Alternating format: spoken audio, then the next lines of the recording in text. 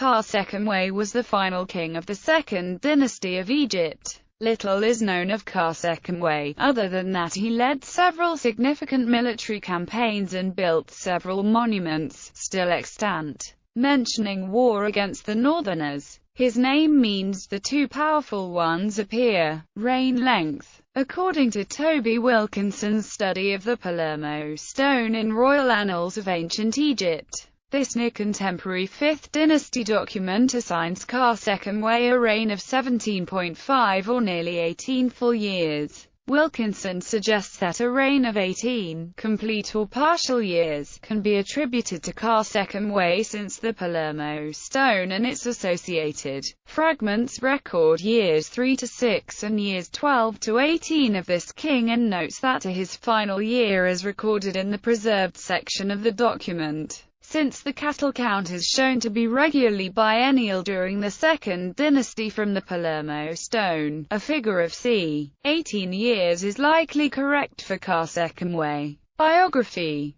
Khasekhemwy is normally placed as the successor of Seth-Peribsen, though some Egyptologists believe that another pharaoh, Khasekhem, ruled between him. Most scholars, however, believe Khasekhem and Khasekhemwy are, in fact, the same person. Khasekhem may have changed his name to Khasekhemwy after he reunited Upper and Lower Egypt after a civil war between the followers of the gods Horus and Set. Others believe he defeated the reigning king, Seth-Peribsen, after returning to Egypt from putting down a revolt in Nubia. Either way, he ended the infighting of the Second Dynasty and reunited Egypt. Khasekhemwy is unique in Egyptian history as having both the symbols of Horus and Set on his Serik. Some Egyptologists believe that this was an attempt to unify the two factions, but after his death, Set was dropped from the Serik permanently. He was the earliest Egyptian king known to have built statues of himself. Khasekhemwy apparently undertook considerable building projects upon the reunification of Egypt. He built in stone at El Kab, Hierakonpolis, and Abydos.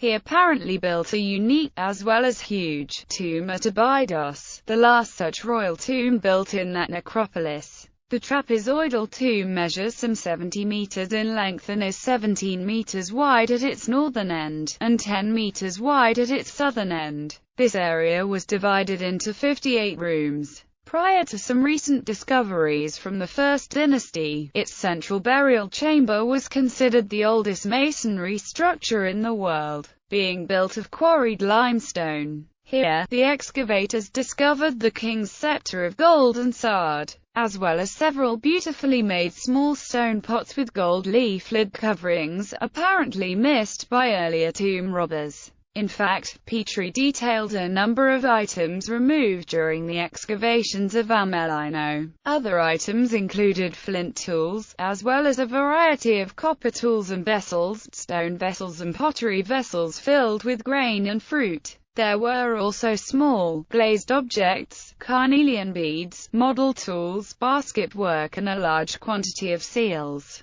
Khasekhemwy built a fort at Nekhen, and at Abydos, and was buried there in the necropolis at Qab. He may also have built the Gisr el-Mudir at Saqqara. Family. Khasekhemwy's wife was Queen Nimethip, mother of the king's children. They were the parents Josa and Josa's wife Hetephaneta. It's also possible that Khasekhemwy's son was Sanakta. Limestone vessel with gold cover from Khasekhemwy's tomb. Statue of Khasekhemwy, Ashmolean Museum. The surviving remains of Khasekhemwy's tomb at Qab. Statue of Khasekhemwy, Egyptian Museum, Cairo. Stone vase bearing Khasekhemwy's titles, National Archaeological Museum. Bibliography. Toby Wilkinson, Royal Annals of Ancient Egypt. The Palermo stone and its associated fragments. 2000. Egypt.